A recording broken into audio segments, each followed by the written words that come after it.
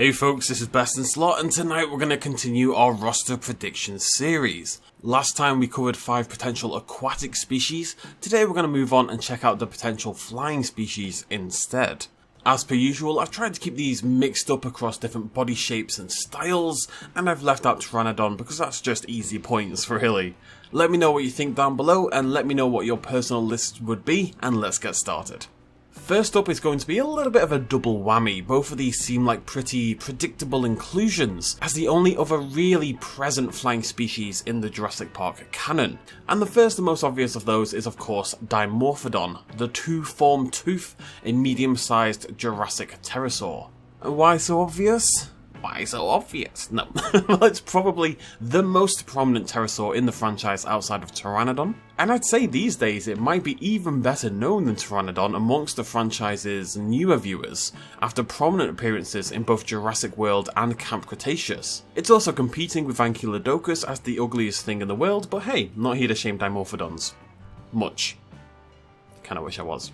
The other in this double whammy is Pterodactylus, a larger pterosaur hailing from the early Cretaceous. Though lesser known overall for sure, Pterodactylus was the pterosaur of choice for the original Jurassic Park novel where, funnily enough, it would dive bomb park workers much like the Dimorphodon does in Camp Cretaceous. Larger in size, it has a 13-foot or so wingspan over 5 feet compared to the Dimorphodon, with a long, gently hooked and vicious looking beak and no tail. It is a fairly large change in visuals from the other franchise pterosaurs.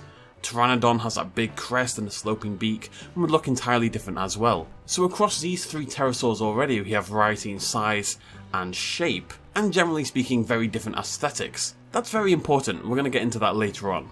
Before then though, it's time for the new stuff. My next bet is an Azhdarchid of some form. Now whilst some of these were smaller pterosaurs, the family also contains the largest pterosaurs to ever exist, with wingspans well in excess of 30 feet, and recent, although still under research, discoveries potentially surpassing that even further. The cool thing about Azhdarchids for me, particularly the larger species, is that whilst they could indeed fly, they were likely more built for terrestrial hunting. The largest of these species were apex predators, humongous ground-born pterosaurs with limb proportions much more suitable for terrestrial traversal than the rest of their peers had. The concept of a gigantic pterosaur bounding around the Cretaceous landscape to snatch up small vertebrates, potentially not ones they could even swallow whole, they just kill them and then rip into their flesh. As a concept, it's awesome, and it would also be bloody terrifying. And it would be a real standout set of creatures in the roster of aviary species. Given we can customize the ground of our aviaries in Evolution 2, what's to stop a predominantly ground-born pterosaur being a very real thing? Hell, you could even bring in the goat feeder and have them bound around and hunt down the goat. The goat would have a horrible time, but it'd be very entertaining for us. So why haven't I mentioned a species? Well, simple. It depends. Quetzalcoatlus, the largest as far as we know of these Azhdarchids? Is it hard as that? I'm not sure. Is present in the Dominion preview that's out there in cinemas right now.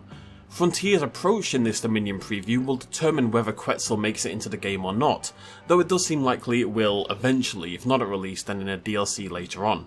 If Quetzal isn't the choice, then I think the other likely option is Hatzegopteryx, another Azhdarchid with a mid-30 feet wingspan and apex predator status on its home of Hayteg Island, a prehistoric island in Romania.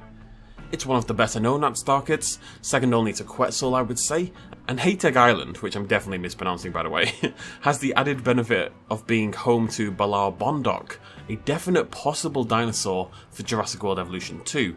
And I'm really just saying that because I'm a big fan of it really, but that's a good enough reason, I reckon. Just stick it in for my benefit, that's fine. This, however, is where things get a little bit tricky. Whilst varying in size and shape, quite a lot, Pteranodons definitely don't have the morphology differences that aquatic species would have. It's important then to focus on predominant unique features when picking more species, creatures that have a little something special, a little va-va-voom. My next bet then is a tapiarid of some form, the Old Bings as they're known. Is that not the coolest name for a family? It sounds like they're going to try to sacrifice me to Cthulhu and I'm very here for it. The tapiarids, including species you may well know like Tapiara and Tupandactylus, are Cretaceous pterosaurs of small to medium size that lived across the world, but likely originated from within Asia. Most well known and recognisable though for a crest that multiple species would have had, a huge prominent display of softer material supported by extended bone protrusions. Likely brightly coloured and patterned, this is a perfect way for one of these species, and my money's on tapiarid, to be differentiated from other pterosaurs present. They also had shorter wings, potentially well adapted for more terrestrial and climbing focused behaviour, and they would have been well equipped for agility and quick movements rather than prolonged extended soaring. If the pterosaurs are really going to have varied behaviours and systems like the dinosaurs, then different aerial behaviours are a very necessary step. I really hope there's variation between how much time they spend flying around and how much time they spend on the ground and how they hunt and all this kind of stuff. My final guess then is going to Ornithocyrus, a species of pterosaur standing alone as the only member of its genus. Ornithocyrus. There's a couple of reasons I've plugged the Ornithocyrus. The first is the odd shape of the beak. It's instantly recognisable. These toothed pterosaurs, some of the last pterosaurs to ever have teeth, were medium sized at around 25 or so feet in wingspan, I'd say the upper level of medium there, and they had this really peculiar keeled beak. Well recognisable for the way it bulges upwards and downwards towards the tip, shut up no jokes. Probably lacking in practical use, this keel was likely used to help them attract mates. Nobody can resist a big round keel after all. The second reason I've gone for Ornithocyrus is simply that it's British. We have established dig sites in the region already in the game, and Frontier has shown at least a little fondness of bringing in some British creatures into the game. Makes sense, they're an English company after all. Something has to come home, right? The other guess similar to this would be Tropognathus rather than Ornithocyrus, a very similar, though larger creature in appearance. But whilst Trop hailed from South America, it has the added benefit of being a star, of course, of an episode of Walking with Dinosaurs, and would therefore be a big fan favourite. Either way, both pterosaurs and other similar ones have that very strange beak shape, and I think they'll try to get that in there somewhere.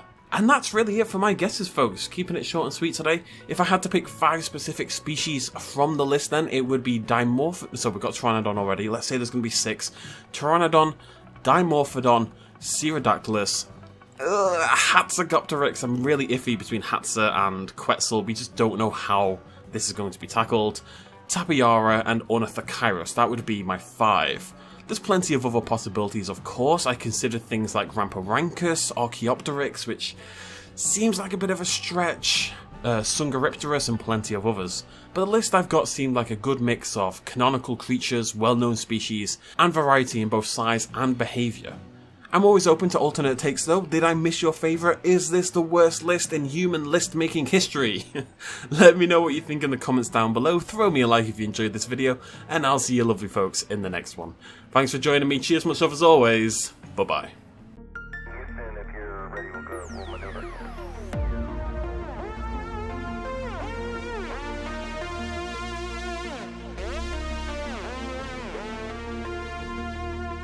Reaching out.